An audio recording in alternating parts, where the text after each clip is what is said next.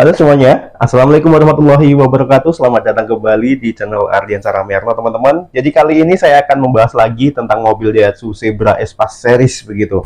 Nah, kebetulan di sebelah kita ini ada satu buah mobil Daihatsu Espace tahun 95, tipenya S91 1300 cc, dan saya masih setia menggunakan platina.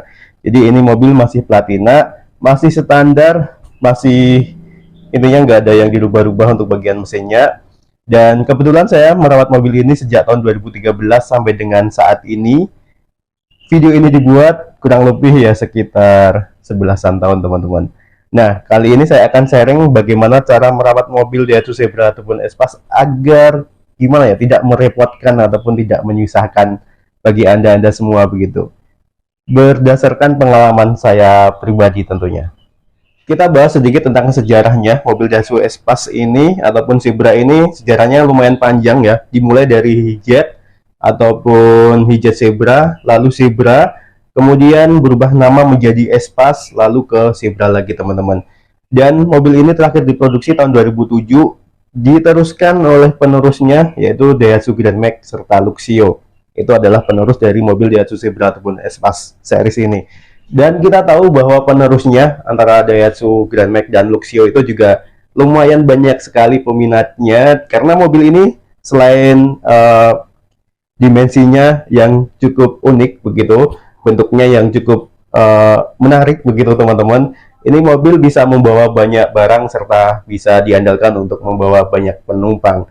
Karena kalau misal kita tahu mobil ini sebenarnya antara 7 sampai 8 9 seater ya, tergantung kondisi tempat duduknya, karena kebanyakan mobil Daihatsu Xebra ataupun Espace itu ada yang tipenya captain seat dan juga ada yang modelnya bukan captain seat, ataupun ada yang hadap-hadapan untuk yang row ketiganya ataupun row paling belakangnya.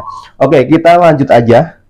Tadi kita sudah bahas sedikit tentang sejarah mobil Daihatsu Xebra ataupun Espace, penerusnya Daihatsu Grand Max dan Luxio. Pendahulunya ada Hijet Xebra dan kemudian Hijet Xebra, lalu muncullah Daihatsu Espace ini, teman-teman. Kita akan membahas tentang mobil Daihatsu Xebra ataupun Espace yang katanya ini mobil agak susah begitu, gampang mogokkan serta menyusahkan banyak penggunanya. Apalagi mobil ini kebanyakan dibeli oleh yang baru-baru, maksudnya dia belum mengetahui banyak tentang mobil, baru belajar tentang mobil, baru belajar istilahnya menyupir ataupun menyetir mobil, seperti halnya yang saya alami sendiri.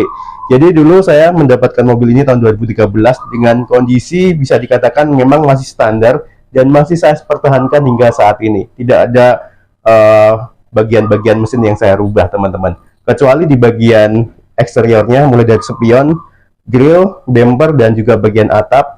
Saya pasangi Larsen juga. Itu ada beberapa memang yang saya modifikasi ataupun customize begitu.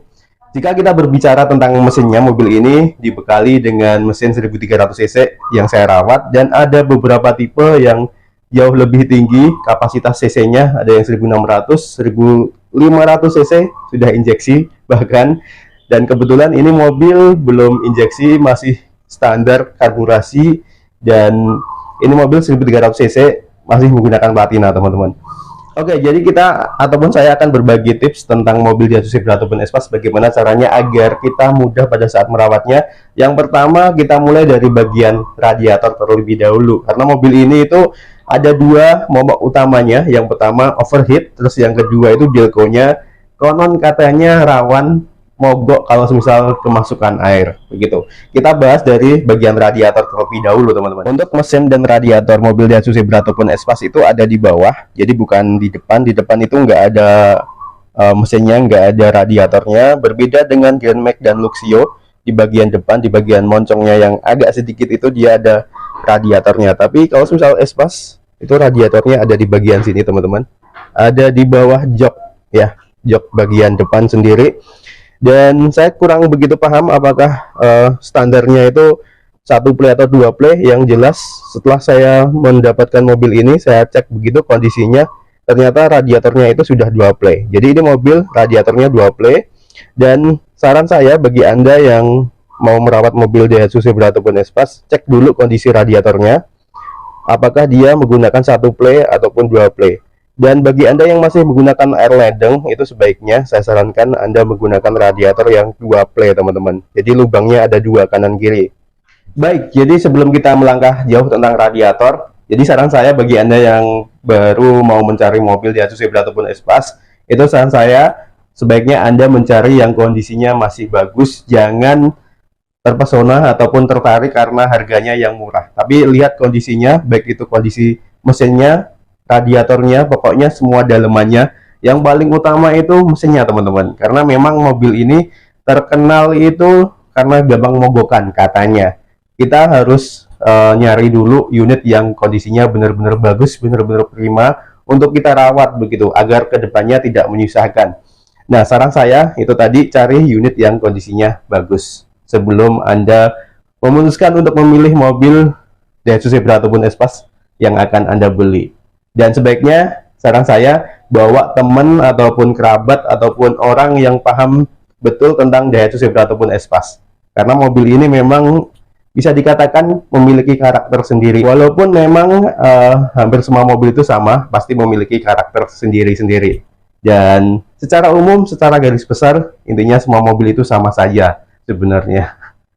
Jika kita sudah pastikan mendapat unit yang kondisinya bagus, baik itu radiator dan mesinnya, tentu kita wajib test drive terlebih dahulu bagi Anda yang baru mau mencari mobil begitu. Tapi bagi yang sudah mendapatkan mobil, saya sarankan Anda untuk mengecek kondisi sirkulasi, baik itu radiator sampai ke bagian blok mesinnya. Dan bagi Anda yang masih menggunakan air ledeng, saya sarankan untuk menguras radiatornya, air radiatornya, baik itu yang ada di dalam radiator ataupun yang ada di blok mesin setiap 3 bulan sekali. Itu sebaiknya Anda kuras, Anda ganti begitu. Nah, kalau misal Anda tidak memiliki banyak waktu, itu sebenarnya juga situasional, Anda bisa kuras selama 6 bulan sekali, tapi tergantung kondisi si air yang ada pada radiator tersebut, teman-teman, jika Anda masih menggunakan air ledeng ataupun air keran. Nah, jadi intinya untuk merawat mobil itu tentu kita harus rutin-rutin ataupun rajin-rajin begitu untuk mengecek berbagai macam komponen, karena mobil yang sudah berumur, sudah tua itu tentu perlakuannya ataupun perawatannya berbeda dengan mobil yang masih muda ataupun keluaran terbaru.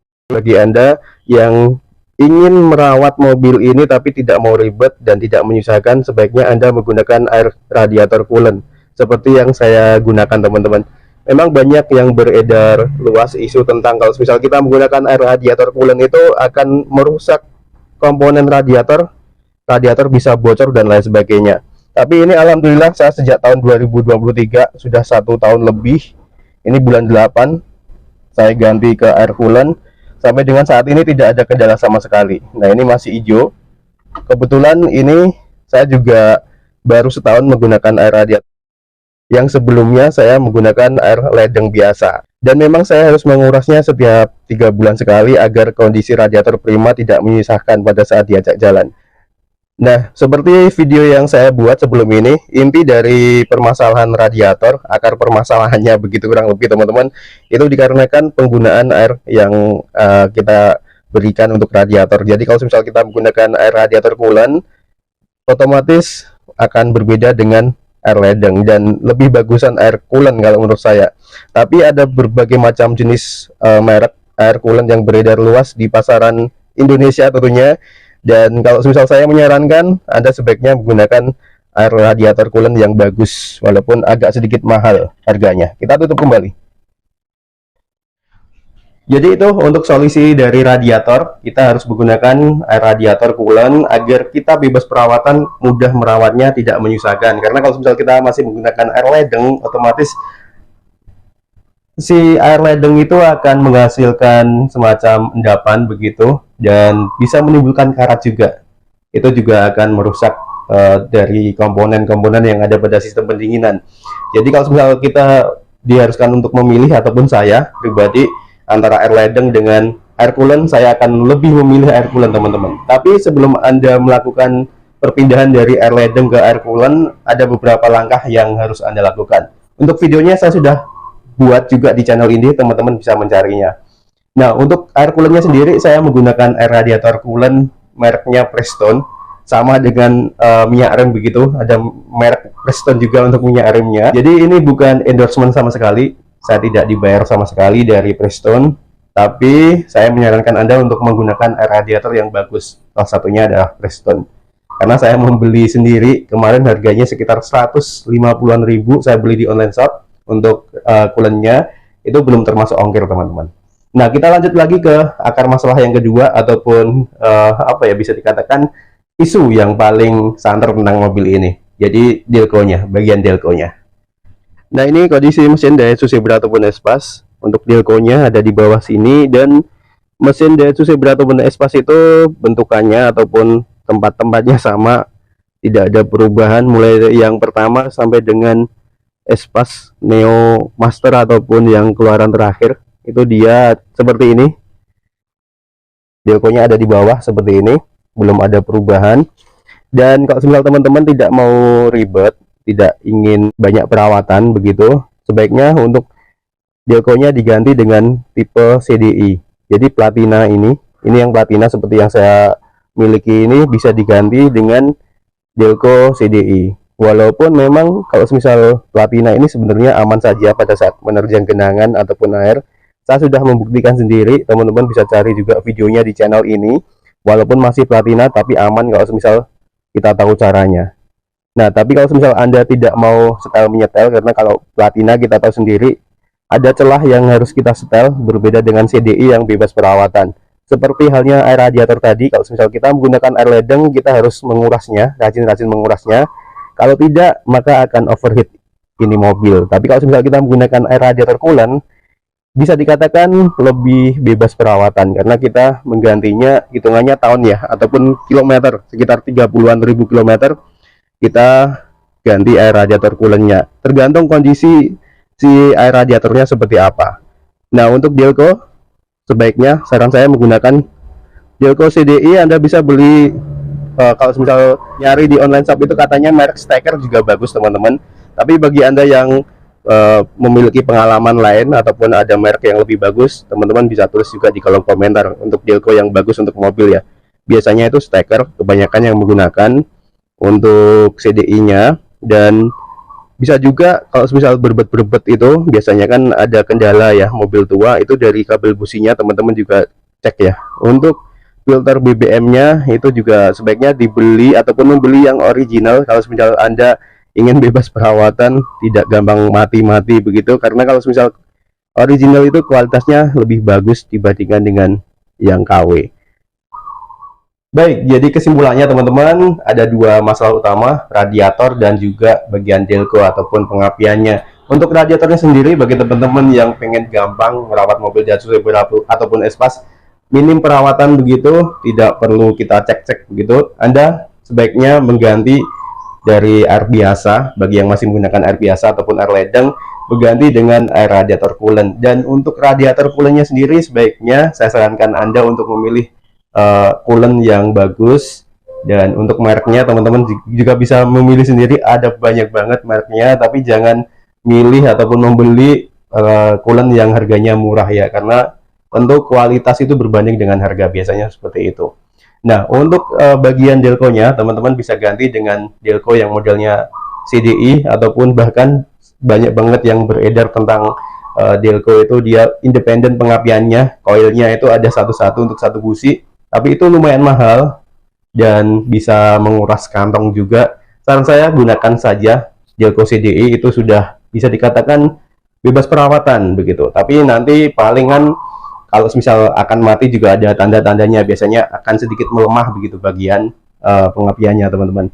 Nah, itu tadi dua masalah utama yang ada pada mobil Daihatsu Zebra ataupun Espas. Lebihnya saya bisa mengatakan mobil ini itu sama saja dengan mobil-mobil pada umumnya. Bahkan kita bisa mengoprek-oprek sendiri ya, berbeda dengan mobil-mobil keluaran terbaru.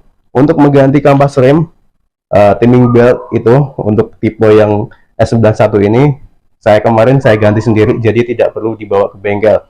Masalah utama dua tadi kita bisa atasi dan bisa bebas perawatan.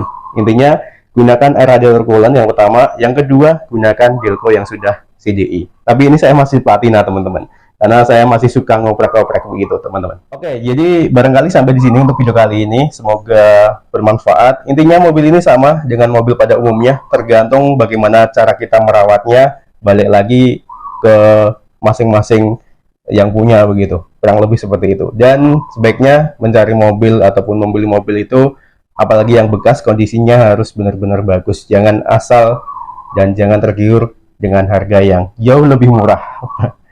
Sampai di sini untuk video kali ini, semoga tetap bermanfaat. Jangan lupa klik like jika Anda menyukai video ini dan subscribe ke channel Ardian Saramiano bagi yang belum, serta nantikan terus video saya selanjutnya. Terima kasih. Wassalamualaikum warahmatullahi wabarakatuh. Terima kasih sudah menonton.